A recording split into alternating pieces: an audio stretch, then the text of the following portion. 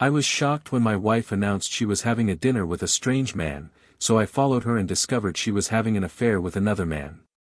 It wasn't a company dinner like she'd told me. It broke my heart into pieces I could barely recognize. I remember the cold feeling inside, as if someone had drawn my blood with their hands. The world I knew, my home, my marriage, my life, turned to dust that night. I believed her. I trusted her. And most of all, I still loved her when she lied to me, looking me in the eye. When she walked through that door saying she'd be late for a corporate dinner, little did I know that the woman I thought I knew was leaving.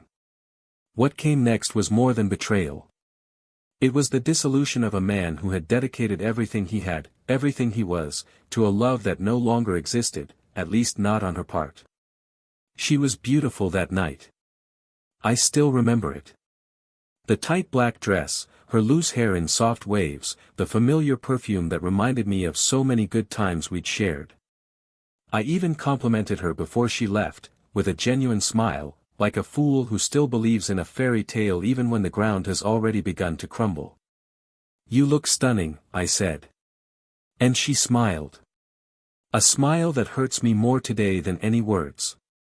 Because in that smile there was contempt, there was a lie, there was the emptiness of someone who no longer feels anything for the other but still pretends. I stood there, watching the door close, unaware that it was the last time I would see her as my wife. The last time I would smile at her without feeling hate, without feeling humiliated. But something inside me wouldn't rest that night. There was a strange silence in the house, a silence that screamed. And even though I didn't want to believe it, my body acted on impulse, as if my soul already knew. I grabbed my keys, got in the car, and followed her. Not out of distrust, but out of instinct. It was as if the universe was pushing me toward the truth I didn't want to see.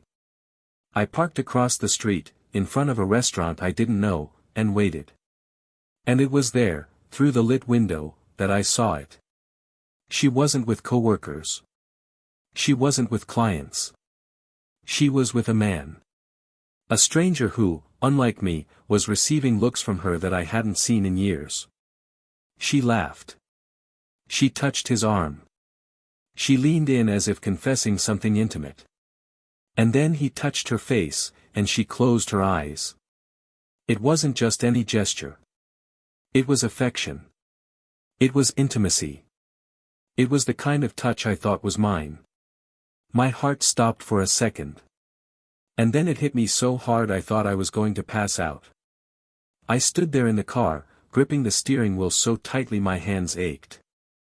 I wanted to run out, scream, storm into the restaurant, ask why. Why do this to me? Why lie? Why destroy what we'd worked so hard to build? But I didn't. I just watched. I watched her fall in love with another right before my eyes. I watched her get up from the table and follow him out onto the street, and I watched as he put his arm around her back and kissed her. It was at that moment that something inside me broke. Irreversibly.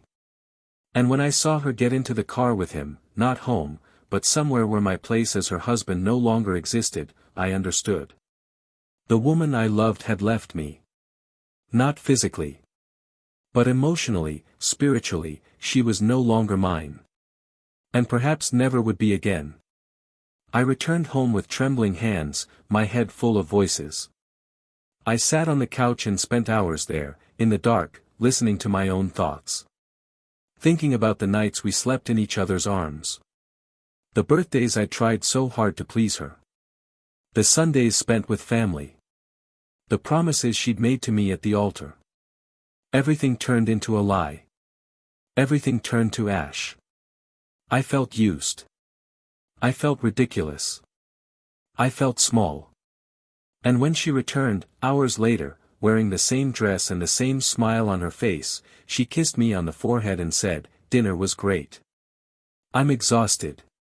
It was then that I realized the depth of pain a human being can carry and still smile on the outside. I replied, "That's great, my love." And she went to sleep, peacefully. While I remained there, dying inside. That week, I made the decision. There would be no turning back. There would be no arguing. There would be no more begging for explanations. I didn't want explanations. I wanted distance. I wanted peace. And for the first time in years, I chose myself. I wrote the divorce letter. I signed it. And I placed it on the table with a note, "When I wake up, I will know I chose to live." I left the house with a suitcase and a deep silence in my chest. It was the end of an era. The end of a cycle. The end of a man who allowed himself to be erased by someone who couldn't see the value of the love he received. For the next few months, pain was my only companion. I woke up and slept with it. Some days, it suffocated me. Others, it merely whispered. But I kept going. One step at a time. I relearned how to do simple things: drink coffee, go for a walk, listen to music without remembering it. And it was in this process of rebuilding that I met someone. Someone who didn't see me as a burden, as a failed past, but as a possible present. She didn't heal me, but she walked beside me as I healed. And one day, without realizing it, I smiled again. A light smile. Genuine. Without guilt. Without pain.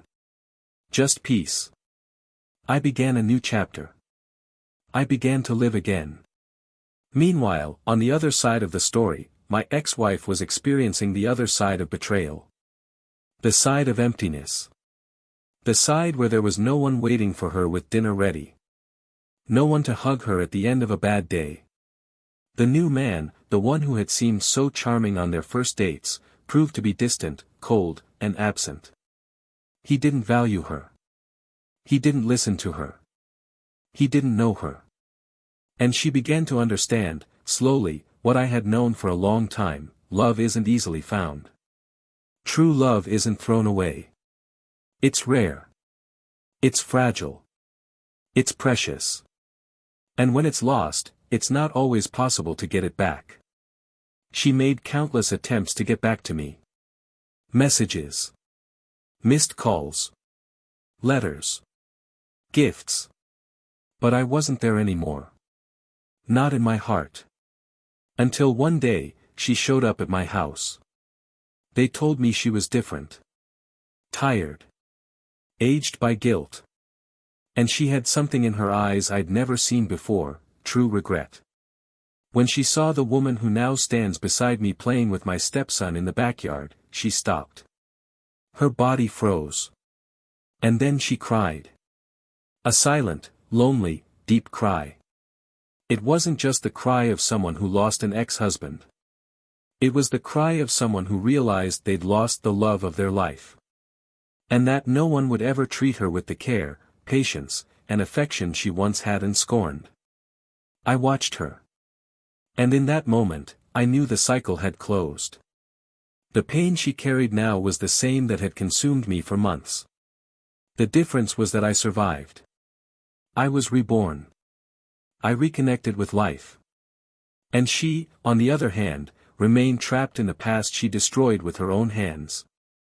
That unexpected visit brought something I hadn't expected: forgiveness. But not the forgiveness that demands return, reconciliation. It was the forgiveness of liberation. I no longer hated her. I simply no longer needed her to be happy. And seeing it in my eyes, she finally understood that it wasn't just her husband she had lost. She had lost something much greater: the man who loved her when no one else would. But there's one thing she still doesn't know. Something I've kept to myself for a long time. Something she might discover, or not. A truth that completely changes the ending of this story and redefines everything she thought she knew about me, about our separation, about the new love I've found. And when that truth comes out, she'll not only regret what she did, but also what she never knew. Welcome to the channel. Here, we do not support and never romanticize betrayal. All stories are fictional, created to show how infidelity destroys lives, corrodes affections, and leaves deep scars. Our purpose is to teach, impact, and alert. Now take a deep breath, and get ready to hear a shocking story, intense and unforgettable. In the beginning, everything seemed perfect. Not just their relationship, but the world they built together. Daniel was a man of simple habits, an attentive heart, and a serenity that enchanted everyone around him. He worked as a history teacher at a high school and was known for his calm delivery, for the way he could capture the attention of bored teenagers with tales of wars, revolutions, and loves that defied centuries. He was respected, loved by his students, admired by his colleagues. But what most defined Daniel was not his profession, but the way he loved. He loved with presence, with care, with details. From the note left on the refrigerator door to the lingering hugs at the end of a long day. He didn't love to be loved in return. He loved because it was part of who he was. Camila, on the other hand, was intense. Driven by sudden passions, a restless spirit, deep gaze, and smiles that seemed to carry promise. A clinical psychologist, she had a trained ear for understanding others' pain and an emotional intelligence that made her shine wherever she went. When she met Daniel at a conference on emotional education in schools, she felt a calm she hadn't recognized. He looked at her as if he saw beyond everything she said. And she, accustomed to impressing, found herself disconcerted by someone who didn't try to impress anyone. Within a few months, they were together, and by the end of the following year, they were married. The house where they lived had a simple but well-kept garden, with lavender and small floor lamps that Daniel had installed himself. It was a residence that looked like something out of an old photograph, the kind that conveys a sense of refuge. Camila painted pictures on weekends, and Daniel framed them. They complemented each other. While she was fire, he was earth. When she lost herself in her own thoughts, he anchored her. When he retreated into silence, she provoked him to speak. Their marriage was built on balance, a constant tension, but beautiful to behold. Over time, the two learned to share their routine without it engulfing them. They had sacred rituals, a glass of wine on Friday nights, Sunday lunches listening to jazz, walks hand in hand at sunset.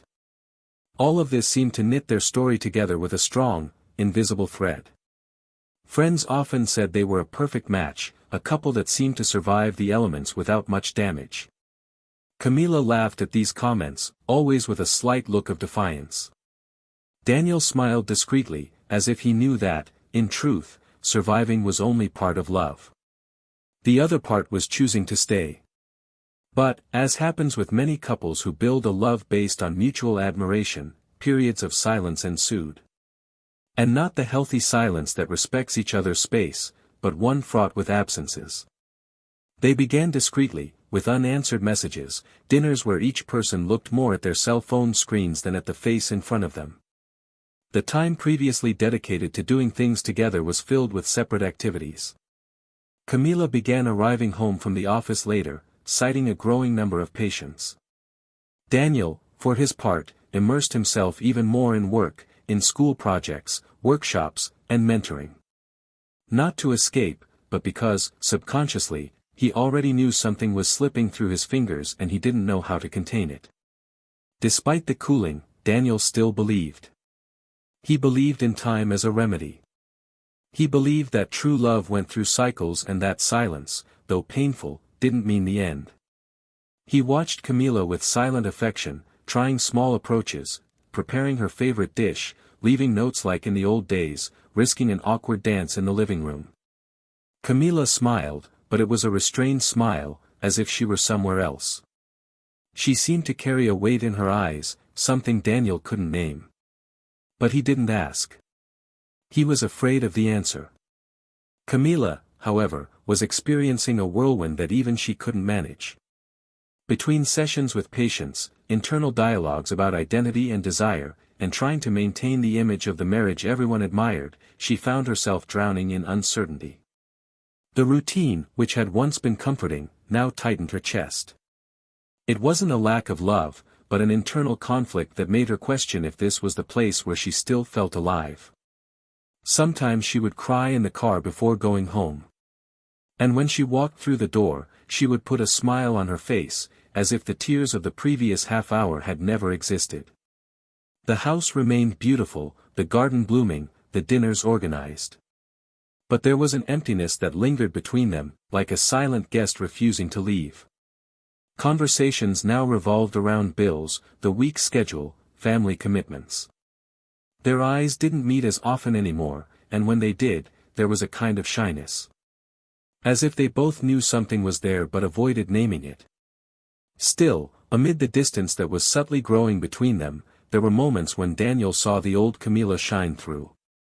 All it took was a topic that captivated her, a song she liked, or an unexpected comment that made her genuinely laugh. In those brief moments, he found her again. And that was what kept him trying. He tried not to suffocate, not to demand, not to complain. He hoped that this phase would pass. Camila tried too. In her own way. She offered small gestures of care, like making his coffee exactly how he liked it, or sending good morning messages even on busy days. But it all seemed insufficient. She couldn't give herself completely. Something inside her struggled between the desire to stay and the desire to leave. Between the comfort of stability and the lure of the unknown. In everyone's eyes, they remained the ideal couple. The couple everyone wanted to be. They entertained friends, attended parties, smiled in photos, and no one could imagine what was really going on. But when the lights went out, each slept in their own private solitude. Camila would turn to the opposite side of the bed, and Daniel would run his hand over the mattress, feeling the empty space between them. It wasn't physical, it was emotional. One day, on a seemingly ordinary Saturday, Daniel decided to organize his office. He reviewed photos, remembered trips, and old letters exchanged during the early years of his marriage. A tightness in his chest stayed with him for hours. It was as if he were reading a book he knew by heart, but whose final pages were still unfamiliar, and perhaps painful. He put everything away again, silently, as if hiding from himself the truth he feared. That same afternoon, Camila had gone out for coffee with a friend. She laughed, talked about life, commented on the new book she was reading, and for a moment, she seemed light-hearted again. But when she returned home and opened the door, she found Daniel reading on the couch, his gaze welcoming and non-judgmental. And then, she felt a lump in her throat. The lump of knowing she's hurting someone who doesn't deserve it. The days that followed were like a silent dance. Both of them tried to stay close, unsure if they were truly together or just pretending. Their hands still touched sometimes, but their hearts seemed to be on different paths. And yet, there was a connection that endured. A memory of love that insisted on surviving. Their wedding anniversary was approaching, and Daniel, as he did every year, bought flowers and planned a dinner at home. He didn't know if she was expecting something, or if she even remembered the date. But it didn't matter. He did it for him. Because it was still important. Camila arrived late in the afternoon, tired, but with a new sparkle in her eyes when she saw the table set, the candles lit, and the food he'd learned to prepare just because it was her favorite dish. They ate in silence for long minutes, until she said, almost in a whisper, that it was one of the most beautiful gestures he'd ever made. Daniel just smiled and said it wasn't a gesture, it was love. Camila lowered her eyes. Her heart felt heavy. She felt like she was at a crossroads. That night, they slept closer than they had in a while. They didn't say much to each other. But something seemed about to change. A choice was being formed in the silence of that early morning. And what would come in the coming days would forever change their fates. What they didn't yet know, is that a decision made in secret, a fraction of a choice, a moment of surrender, would begin the greatest transformation of their lives. And nothing would ever be the same again. It was late September when the small, warm winds began to herald the end of summer. Camila was spending more time away from home, citing supplementary courses, supervisions with colleagues, and clinical events. Daniel, though attentive to details, refused to see what was beginning to scream through the gestures and silences. He preferred to believe that this phase was an accumulation of responsibilities, which would soon dissolve like so many others they had overcome together. It was this silent faith that kept him calm in the face of her absences at Friday dinners, the glances that no longer held the same sway, and the hurried, almost obligatory kisses when leaving the house. He clung to the memories, to the features of the woman who still lived there, and to the idea that love was also about enduring difficult times. The days passed with a masked normality. Camila smiled in photos, made kind comments at family dinners, remembered birthdays, and played her role with precision, like an actress who knows the script well and refuses to make mistakes. Daniel, though increasingly silent, showed no pressure. It was as if he waited patiently for her return, as if each absence were merely a break in the show. He kept the house alive, the garden well tended, made coffee at the same time, left the lights on late, believing that this was keeping the home afloat. Until one Tuesday night, something changed in the air. Camila came home looking different. There was a tiredness on her face, but also an unusual lightness, almost a contained euphoria. She said she was having dinner on Saturday with a group of colleagues from the institute where she was part of a new supervision. She commented that it would be a kind of get-together without spouses, something informal. Daniel smiled and simply agreed. Inside, something was troubling him. It wasn't jealousy. It was a diffuse unease, like someone listening to a song out of tune and can't quite pinpoint the error, but knows something isn't where it should be. That Saturday, Daniel spent the day taking care of the house. He swept the porch, fixed some loose drawers, watered the plants, and sorted books stored in the office. When Camila came out, dressed in a burgundy dress he had given her for a previous birthday, he stood for a moment watching her apply perfume in front of the mirror. She was beautiful. It was impossible to deny. When she passed him and said goodbye with a light kiss on the cheek, Daniel felt a distance beyond his. He felt as if she had said goodbye to more than just the night. He tried to distract himself, but failed.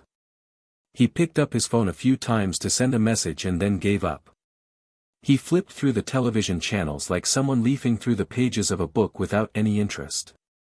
Finally, he sat in his office chair and stared out the window at the street. And it was there, in the silence of his own company, that a decision began to form, slowly, like a breeze before a storm. Shortly after 9, he left home. He got in his car and drove slowly. He wasn't sure exactly what he was going to do, but he followed a dull impulse that seemed to guide him. He parked near an elegant restaurant known for hosting corporate meetings and social events. There was something in her tone of voice when she mentioned the dinner that stuck in his mind. Something rehearsed, cold. Before he knew it, he was already there. He stayed in the car for a few minutes until he saw her. Camila was on the sidewalk, smiling in a way he hadn't seen in a long time. But she wasn't with a group. She was with just one man. Tall, sharply dressed, with a confident expression. They embraced with an intimacy impossible to ignore. She touched his arm, leaned in, and laughed as if she were at home. And Daniel, in that instant, felt his stomach churn. Not with jealousy, but with confirmation. She watched them enter the restaurant together and, for long minutes, she stood motionless, her hands on the steering wheel. A kind of paralysis took over her body. Her thoughts jumbled together, memories of years together came to her like flashes, their honeymoon, the nights they fell asleep laughing, the projects they'd made together, the birthdays celebrated with simplicity and affection. It all seemed so distant now, as if it belonged to another life. He decided not to confront her. At least, not that night. He went home before she returned. He sat at the kitchen table, opened a bottle of wine, and sat there alone, staring into the glass without drinking. When she entered, shortly after midnight, she was greeted with a silence that disconcerted her. She asked if he was okay, and he merely nodded. Camila, disconcerted, went upstairs to her room. Daniel remained there for hours, without saying a word. For the next few days, he feigned normalcy. He didn't ask questions, didn't confront her, showed nothing beyond formal politeness. But inside, something was breaking more deeply each morning. He began to notice details with new eyes, her different perfume, the way she hid her phone when receiving messages, her increasingly frequent absences from home, the blank stares at breakfast. On Thursday, she announced that there would be another group meeting the following Saturday. It was the second time in less than a week. Daniel responded calmly, saying he also had plans. And on Saturday, when she left again, he didn't stay home. He decided to follow her. But this time, he didn't stop across the street. This time, he went into the restaurant. She sat discreetly at a distant table, but with a direct view of where she was. Camila and the man laughed together, toasted, and exchanged knowing glances. And then, without any ceremony, she took his hand across the table. The gesture was quick, but charged with intimacy. Daniel felt no anger. He felt an emptiness so great it seemed to swallow everything around him. He got up and left before she saw him. On the way home, the world seemed to have lost its color. The streets were silent, but inside him there was a deafening noise. The sound of everything being broken without his noticing. When she returned that night, she found the living room light off and the bedroom door closed. There was no conversation. No questions.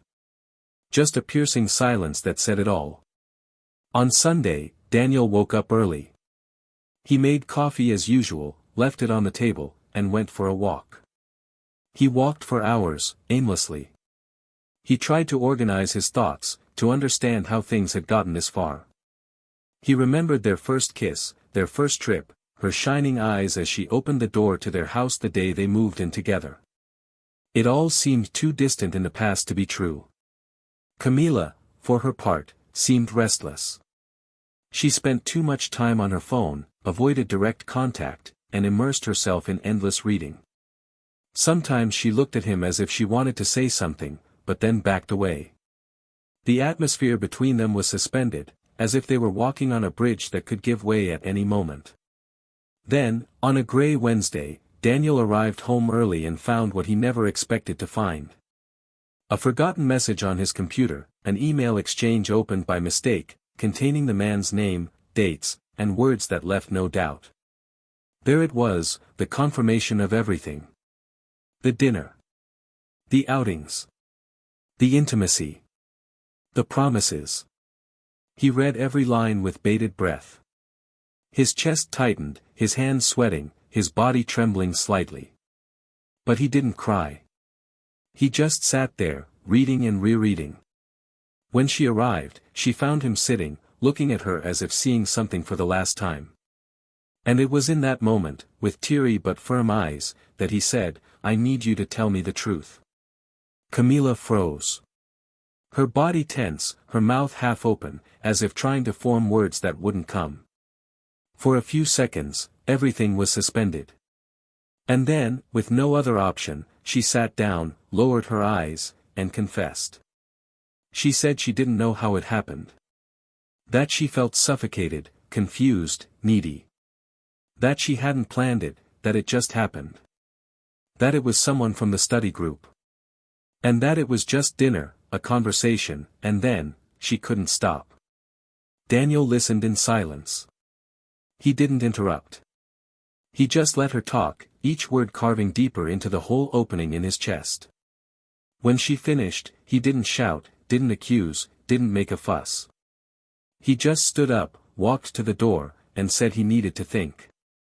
And it was there, as he closed the door behind him, that the process of rebuilding something within him began. The pain was still immense. The disappointment, suffocating. But there was something more.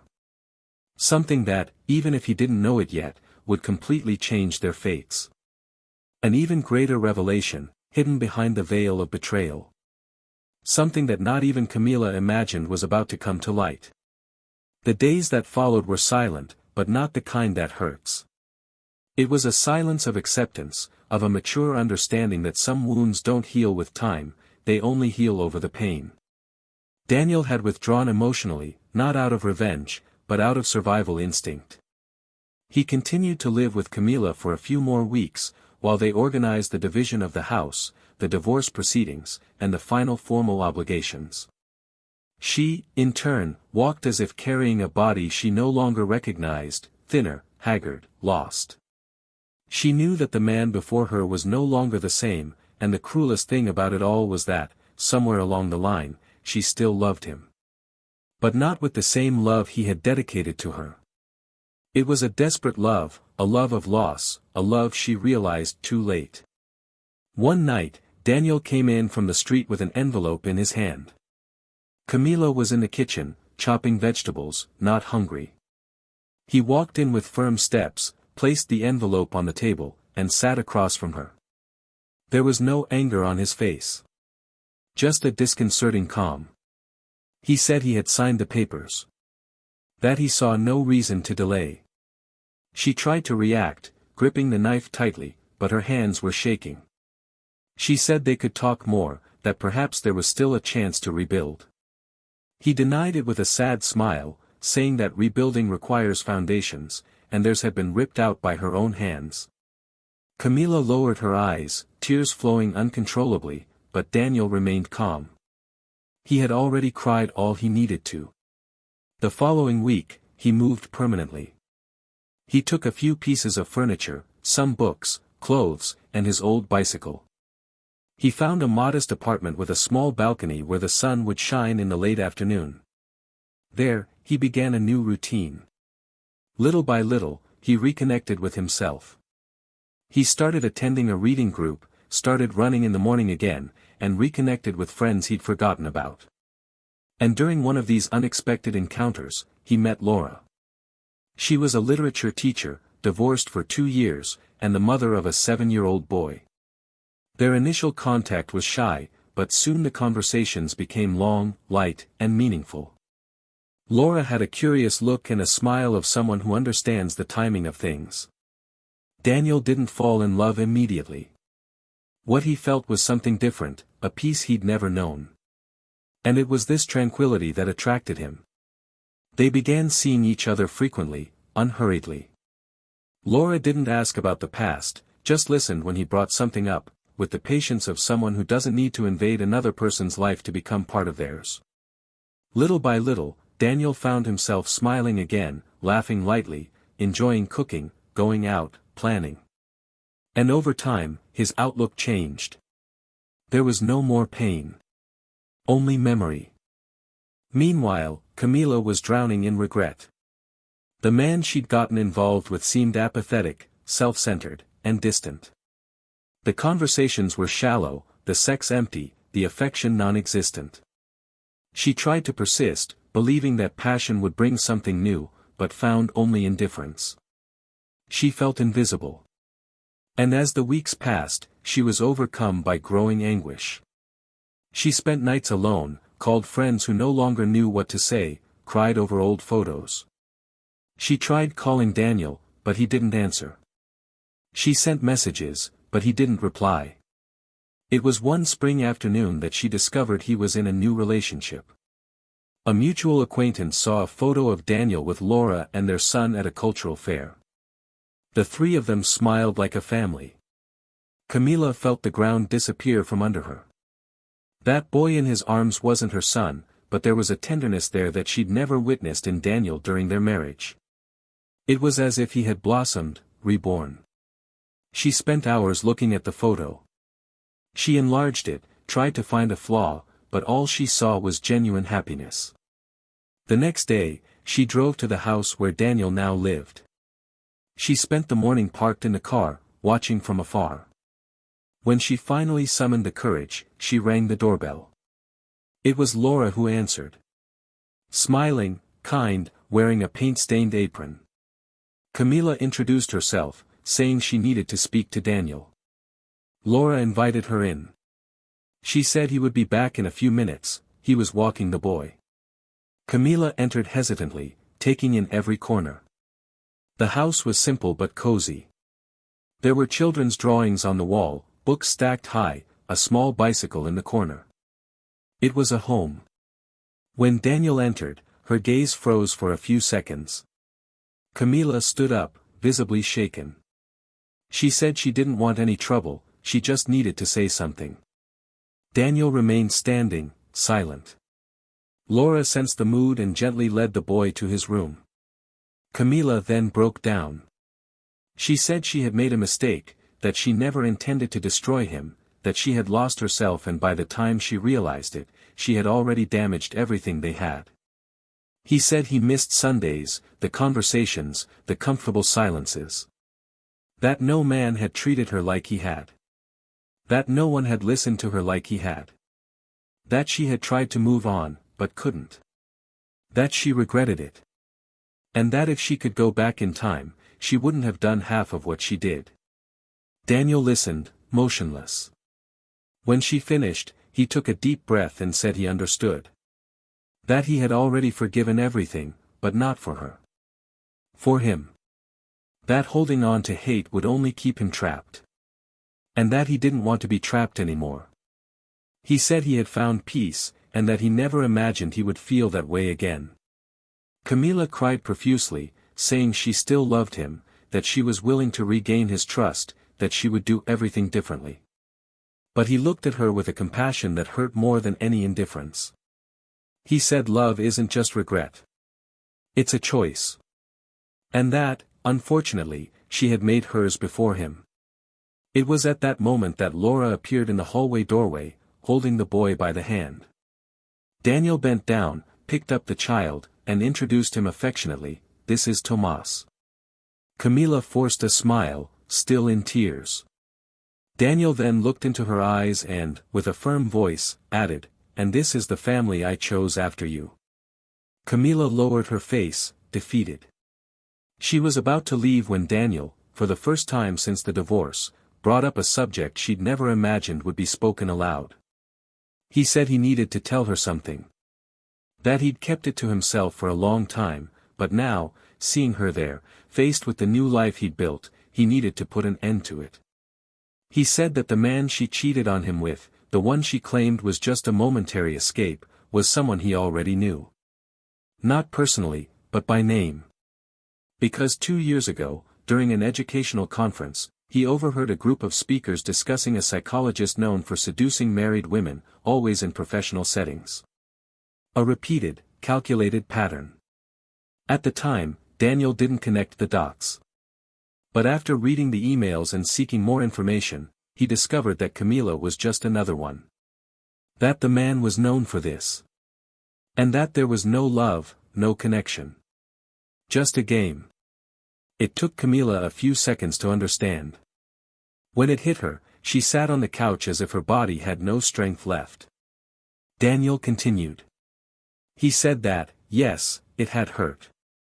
But deep down, there was something even worse, realizing she'd given up everything for someone who cared nothing. That she'd traded a home for emptiness. That she'd destroyed an entire future for someone else's whim. She said nothing. She just cried, her face buried in her hands. Daniel concluded by saying he hoped she would forgive herself, that she would rebuild her life, but that he wouldn't come back. Because now, she had a new story to live. A story born from the end of another. And that no matter how hard she tried, what they had been would never exist again. Camila stood up silently. She walked to the door, looked at him one last time, and left. Outside, the sun was still shining. But inside, a darkness was settling in, not from the pain of losing him, but from finally realizing everything she had let slip away. And from knowing that it wasn't just her husband she had lost. He was the love of her life. Camila walked aimlessly through the nearly empty streets, each step echoing the sound of a guilt that was becoming unbearable. Daniel's words pierced her silently, repeating themselves not as an insult, but as a slowly bleeding realization. The word family, spoken by him with the certainty of someone who had not only started over but chosen to move on without looking back, was the most precise blow she could have received. There was no scandal, no revenge, no shouting or aggression, but it was precisely this calm, this painful lucidity, that made everything more brutal. Love had died before her, not from betrayal, but from the lack of reciprocity at the moment when it was still salvageable. That night, lying in the bed that now seemed too big, Camila stared at the ceiling for hours, her eyes dry from crying. She thought about the mistakes, the silences ignored, the way she'd walked away without asking for help, how she'd believed there was time to repair what she'd been slowly destroying. She imagined Daniel reading to Tomas, sharing simple dinners, building new routines without her. She tried to sleep, but her mind replayed every gesture, every wrong choice, every time she prioritized her ego over her partnership. She tried to convince herself that she still had a chance, that perhaps, if she showed genuine change, he might give in. But deep down, she already knew, that door had closed forever. The following days were filled with frustrated attempts to reconnect. She sent generic messages, offered help with documents, suggested meeting up to talk, all of which were politely ignored or responded to with short, formal phrases. With each curt reply, she felt the weight of what she had lost. Laura, for all her sweetness, never showed jealousy or discomfort, even when she ran into Camila by chance at gatherings of former colleagues or industry events. She was a woman with a subtle yet firm presence. And that was exactly what Daniel needed. Someone who understood his time, who didn't demand immediate cures, who knew how to sit by his side without needing to fill every silence. Daniel's life continued with simplicity. He worked in the mornings, spent the afternoons with Laura and Tomas, and rediscovered pleasures once forgotten. He no longer carried the old burdens. He retained some memories, but without resentment. He was a different man. No longer the one who believed love was enough to keep someone close. Now he knew, love requires mutual presence, constant surrender, daily choices. He learned, through pain, that forgiveness and forgetting are different things, and that while forgiving liberates, forgetting is a dangerous illusion. One Sunday morning, while they were having coffee on the porch, Tomas pulled Daniel by his shirt and said he wanted to take him to the school performance, where he would perform a short play with his classmates. Daniel smiled, promised he'd be there, and Laura watched him with the look of someone who recognizes the significance of small gestures. The tranquility of that scene was interrupted by an unexpected call. It was Camila. He hadn't answered her calls in weeks, but this one came with an urgent message on the screen. On impulse or a silent premonition, Daniel answered. On the other end of the line, Camila's voice trembled. She asked to see him. She said it wasn't about the past, nor about getting back together, but something he needed to know. Reluctantly, he arranged to meet at a discreet coffee shop in a remote neighborhood, where they could talk without meeting familiar eyes. He arrived first, sat by the window, and watched the street scene. Camila arrived with a drawn face, visibly thinner, her hair tied up haphazardly, as if even the mirror no longer made sense. She sat silently, stared at the cup of coffee he'd ordered for her, and took a deep breath. She began speaking with difficulty, trying to gather her thoughts. She said she didn't expect understanding or empathy, but that she needed to be honest for the first time in a long time. And then, bluntly, she revealed that she had tried to reconnect with the man she'd cheated on him with after their marriage ended. She said that, at first, she believed they could have something real, but soon realized he saw her as just another man. That he manipulated her, that he mocked her feelings, that he was involved with several women at once, many of whom were married or engaged. But what she had never said to anyone, not even to herself out loud, was what had happened on that particular weekend, when they last saw each other. With a trembling voice and her hands clenching the napkin on the table, she explained that, on a business trip, the man convinced her to accompany him on a 2-day getaway. She went, believing it would be a moment for them to bond. But upon arriving at the hotel, she discovered another woman was with them. The proposal was a threesome, something he called mature and liberating. Angry, Camila refused, and tried to leave, but he left her alone in an unknown place, with no money and no battery on her cell phone. She was taken in by a local woman, who took her to the bus station. That day, she understood that she wasn't just a lover. She was just another object of temporary gratification. One name among many. Daniel listened without interrupting. There was no judgment in his gaze, but a kind of silent regret. Not for what she'd been through, but for the certainty that she'd allowed herself to sink to such a self-destructive level to escape a marriage that only needed talking. When she finished her story, he expected some kind of compassion, perhaps even empathy. But what he heard was only a piercing silence, followed by a sentence that would echo in his head for a long time. You destroyed something we built together with truth, to give yourself to someone who dismantled you with lies. And now, do you want me to share your pain? She tried to explain herself, cried, apologized, said she understood now, that she needed to say it all to free herself. Daniel thanked her for her honesty, but stated that he was already in a different time, a different place, with different priorities. He said that Laura and Tomas had given him a new definition of family. It wasn't a matter of replacement, but of a new beginning. He didn't wish her harm, that he hoped she would find herself again, but that he was no longer available to rescue someone who chose to sink. As she left the cafe, Camila hugged him for the last time. He hugged her back, not out of affection, but out of respect for their shared history. Then he walked away and got into his car. Watching him drive away, she understood that this was the real end. Not the formal end of the divorce, nor the symbolic end of the day the betrayal was revealed, but the absolute end of hope. An end that left room only for regret. In the following days, she returned to living as if observing her own life from the outside. She began therapy, took a break from social media, and reconnected with family. It wasn't redemption. It was reconstruction. A long, painful, and, above all, lonely process. She knew it wouldn't be easy, but she also knew that perhaps it was the only way to avoid losing herself forever. Daniel, on the other hand, remained steadfast on his new path. Each day with Laura and Tomas made him realize that love doesn't have to be spectacular. That it lives in small gestures, in coffee with freshly baked bread, in laughter before bed, in conversations interrupted by spontaneous hugs. He knew he would never forget what he experienced with Camila, but now he understood that some people teach us to love, others teach us not to forget to love ourselves. And between one lesson and another, life goes on, with its pains, new beginnings, and surprises. What Camila never knew, however, was that on the night Daniel discovered the emails and confirmed the betrayal, he had already written the divorce letter, but hesitated to deliver it.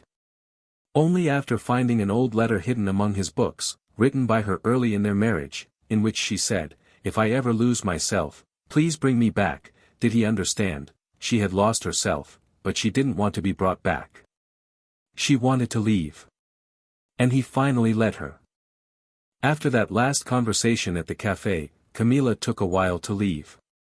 She sat for a few more minutes, staring at her empty cup and the distorted reflection in the window. Outside, people passed by with hurried steps, lives continuing as if nothing had happened, and that struck her with a cruel impact. The world doesn't stop for our pain. And that was precisely what she was beginning to understand with an uncomfortable clarity. For a long time, she'd waited for something, or someone, to stop and look at her fractures, her guilt, her desperation for return, but now she understood that the world moves on regardless of our requests for a break.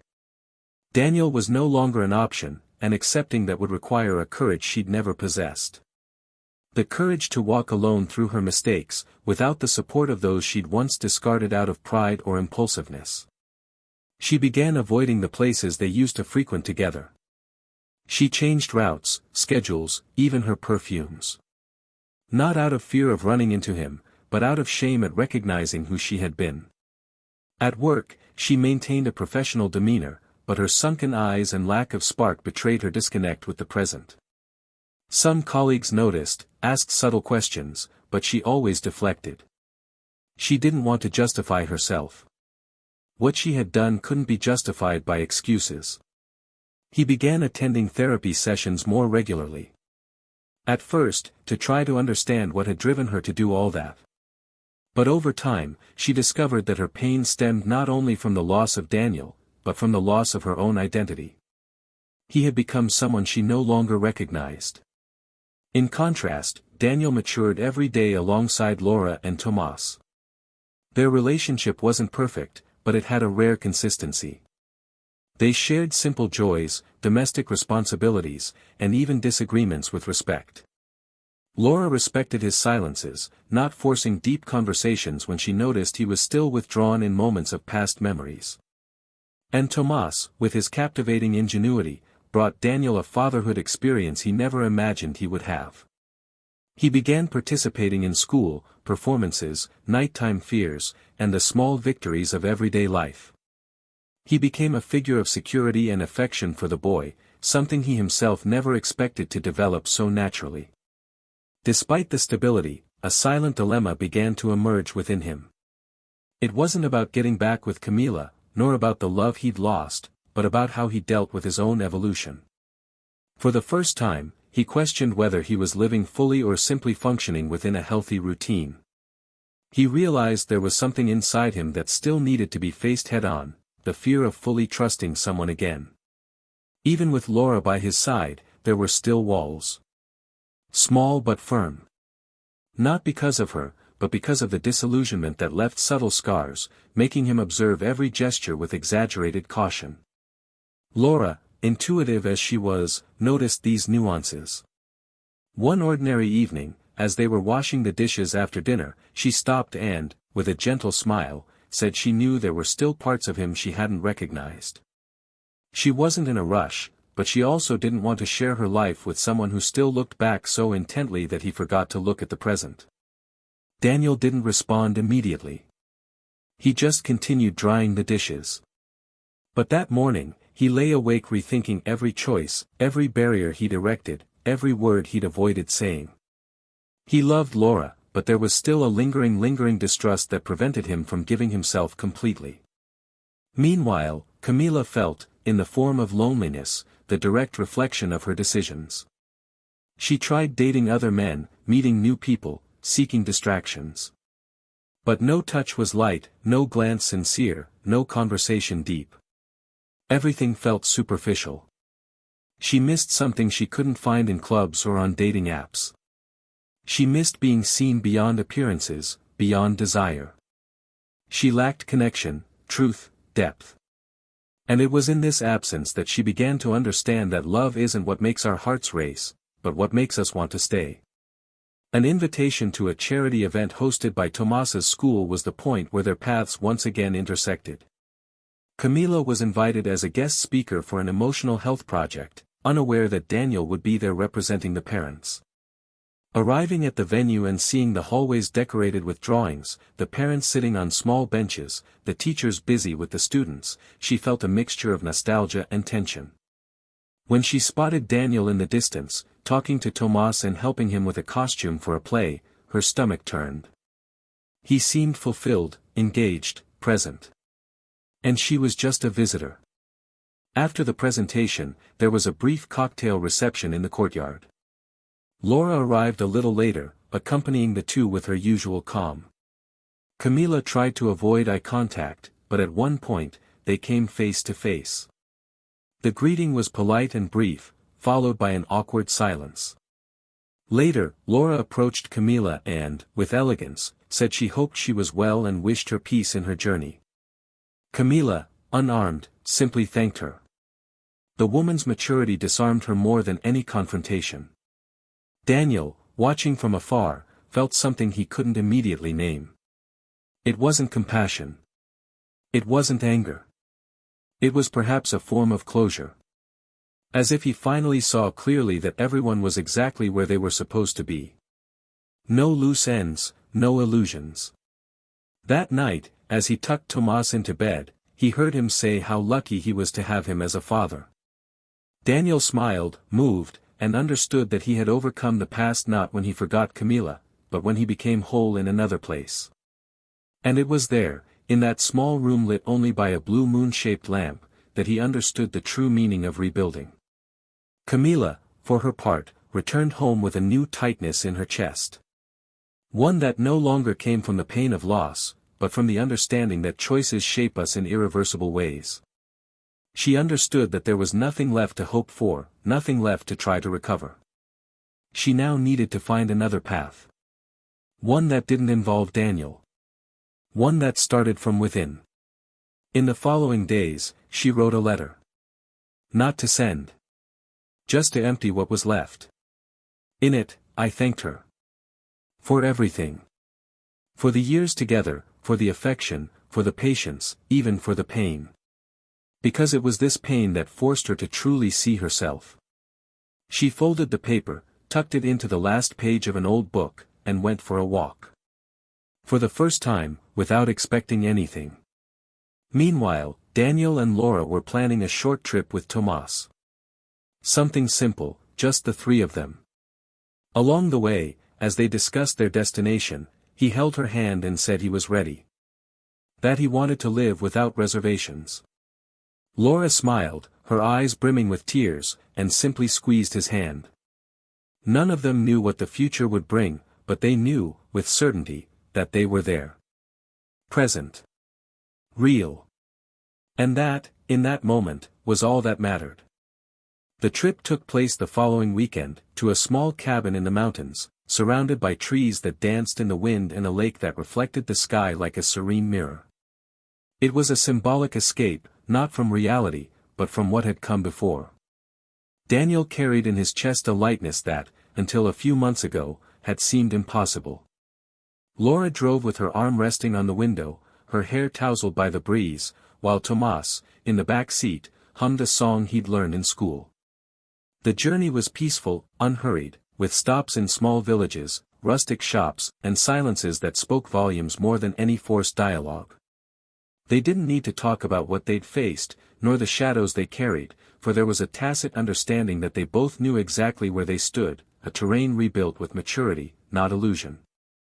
During a walk on a light trail, Tomas ran ahead, leaving the two behind. Daniel held Laura's hand, looked around, and said that, in that place, he felt like time had stopped. She smiled, saying that time doesn't stop, but sometimes we find places where it treats us more kindly. The conversation naturally slid into more intimate topics. Laura talked about her past relationship, about her ex-husband who always made her feel inadequate, about how it took years to understand that love isn't about comparison, but about presence. Daniel listened attentively, respecting the pauses, understanding the silences. After a few minutes, he confessed that he was still afraid. Afraid of being fragile again, of trusting too much, of giving everything and ending up empty. Laura responded not with promises, but with a long hug, the kind that says, "I'm here, even if one day you lose yourself again." Later, back at the cottage, while Tomas slept in the next room, Daniel and Laura chatted by the fireplace. The warm light illuminated only their faces, and there was an air of suspended truth. Daniel said he had something to show her and went to his backpack to retrieve a small, worn-cover notebook. It was the diary he'd started keeping after his divorce. He'd never shown it to anyone. When he handed it to her, he felt butterflies in his stomach, not for fear of judgment, but for the vulnerability of the gesture. Laura opened it to the first few pages and began to read in silence. Short passages, notes from difficult days, fragments of thoughts, loose confessions. She looked at him and said there was more than pain there was growth. And that she was proud of him for having the courage to look at himself honestly. Daniel smiled, touched, and said she was the only person with whom he could be like this, without armor. That night, they slept in each other's arms. Not out of necessity, but by choice. Two bodies that knew the difference between filling a void and sharing a space. It was a subtle but essential difference. In the morning, Tomas woke early and ran into the room, jumping on their bed. They laughed, pretended to be asleep, tickled each other, and played pillow fights. It wasn't a traditional family, there was no birth certificate or shared surname, but there was love, care, and affection. And that was enough. Upon returning from the trip, Daniel received a call from his mother, inviting him to a family lunch. It would be his father's birthday, and the whole family would be present. At first, he hesitated, as it had been a while since his divorce. But he decided to go, and invited Laura and Tomas to join him. Laura, with her reserved manner, asked if it would be appropriate, and he firmly replied that it made no sense to hide the most important parts of his life from the people who raised him. Tomas was excited by the idea, he loved get-togethers, especially if there was cake and cousins to run around with. Lunch was held in a spacious house with a flower-filled garden, long tables, and voices echoing with the intensity typical of reunions. Daniel was greeted with warm hugs, and when he introduced Laura and Tomas, there was a silent surprise, but it was quickly replaced by welcoming smiles. His mother, in particular, embraced Laura with unexpected affection, saying she was happy to see him smiling again. Camila wasn't mentioned during lunch. Not out of indifference, but out of respect for the new cycle. Hours later, while they were talking on the porch, a distant cousin asked Daniel if he had completely overcome what had happened. He paused for a moment, looked at the horizon, and replied that it wasn't about overcoming it, but about accepting it. That there are pains that don't go away, they just settle inside us. And that when we understand this, we begin to live more easily. The cousin nodded, touched by his honesty. It was the first time he had been able to talk about it naturally, without discomfort, without resentment. It was a clear sign of healing. Meanwhile, Camila was slowly rediscovering parts of herself she had left behind. She continued attending therapy, resumed activities she enjoyed, and began giving short lectures on interpersonal relationships at universities. She didn't talk about her own experience, but used her experience to discreetly touch others. There was still loneliness, of course. There was still longing, memories that came without warning. But there was also dignity in rebuilding without trying to recapture what was. She unfollowed Daniel on social media. Not out of anger, but because she understood that continuing to follow his life was like watching a movie in which she no longer had a role. And she needed to write a new script. One that wasn't a continuation of the old one, but a new work. On a sunny Saturday, Camila was walking alone in a park when she saw from afar a father pushing his son on a swing, while a woman watched with a smile. She approached slowly, not wanting to be seen. It was Daniel, with Tomas and Laura. For a moment, she considered waving, but chose to simply watch from afar. There was tenderness in each gesture, and the naturalness with which they fit together was the answer she'd never had the courage to seek. Silently, she walked away, her eyes moist but not desperate. Perhaps this was the final straw she needed. Not a reunion, but a distant acknowledgement that everything had run its course. And that love, sometimes, blossoms where we don't expect it, including for others. That same night, Daniel, sitting on the bed while Tomas fell asleep in the next room, looked at a photo they'd taken in the park. He and Laura, along with the boy, were framed by the golden light of dusk. He looked at her and said he'd never imagined he'd be so happy again. Laura, leaning against the doorframe, simply smiled and said that sometimes life is generous to those who've survived their own downfall. Daniel stood up, walked over, and hugged her tightly, with a strength that spoke louder than any words. They didn't know what the future held, but in that moment, there was an unshakable certainty. They had found themselves amidst the rubble of other stories, and there built something true, solid, quietly grand. And while outside the world continued with its noise and urgency, inside there was a profound calm, the peace of knowing that, even after the worst storm, it is possible to begin again. And beginning again, sometimes, is the greatest act of love anyone can allow themselves. Time followed its course like the waters of a river that, despite its twists and turns, never stops moving forward. The lives of each person involved in that story were reshaped in different ways, but linked by a single invisible thread, the memory of what they experienced, what they lost, and what they became after the storm. Daniel, with his serene demeanor and calmer gaze, finally found the balance he had been searching for. The wounds hadn't completely disappeared, but they had transformed into scars that, far from causing shame, told his story with dignity. Over time, he made his union with Laura official. It wasn't a grand ceremony, nor was it lavish, but it was intense in what mattered: true presence, genuine promises, glances that didn't lie.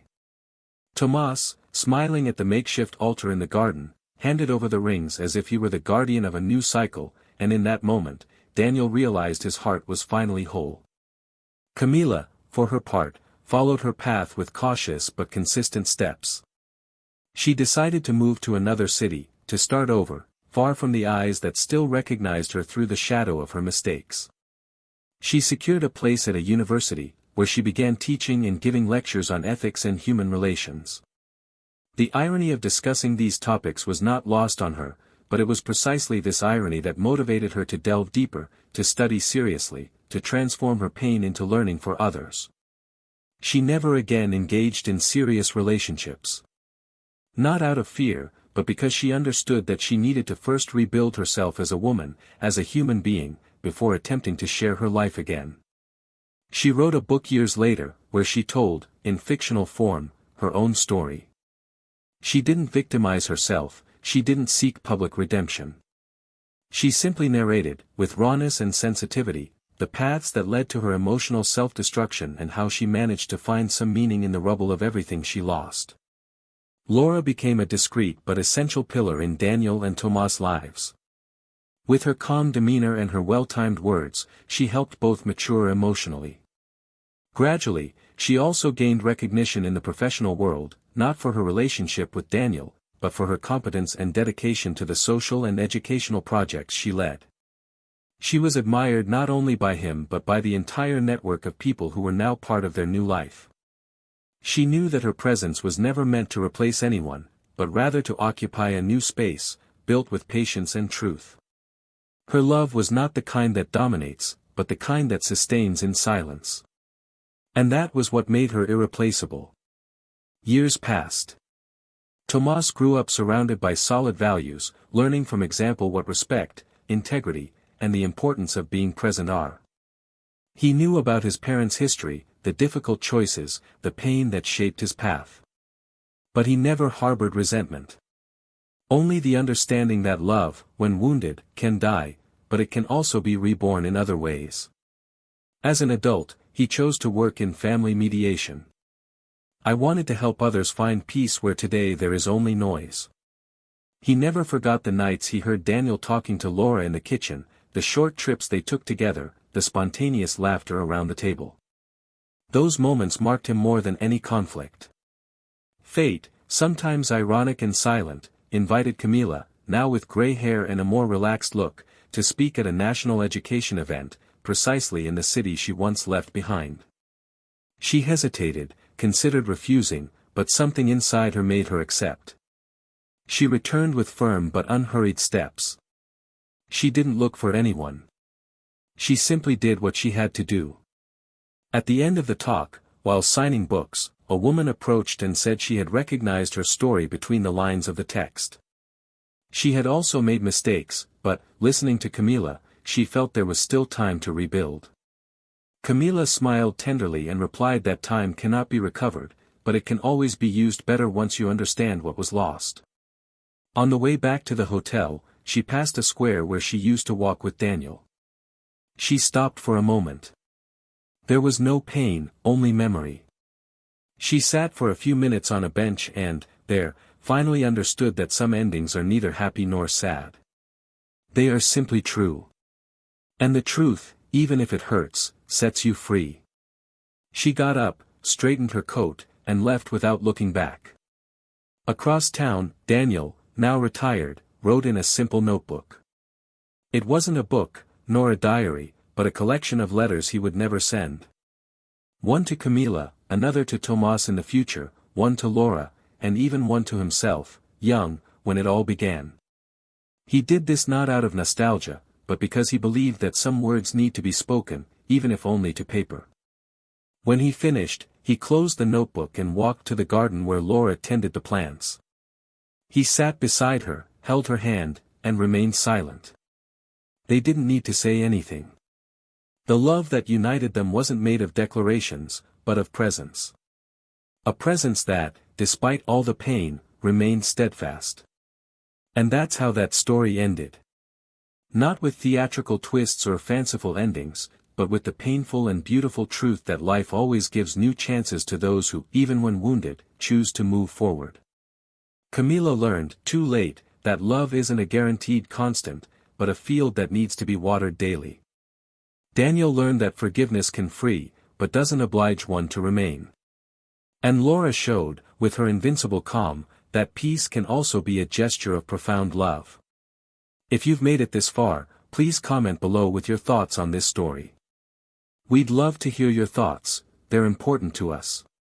Subscribe to the channel so you don't miss any of the upcoming stories we're passionately preparing. And take this reflection with you: betrayal doesn't just destroy a couple. It destroys trust, admiration, affection, the foundation on which a family is built. The damage isn't just the moment of the mistake, but the consequences that linger for years and shape destinies. Before cheating, consider whether you're prepared to give up everything. Because, often, what is lost can never be recovered. This channel does not support any type of betrayal. We're here to show, through fiction, the real pain these choices cause. Thank you for listening until the end. See you in the next story.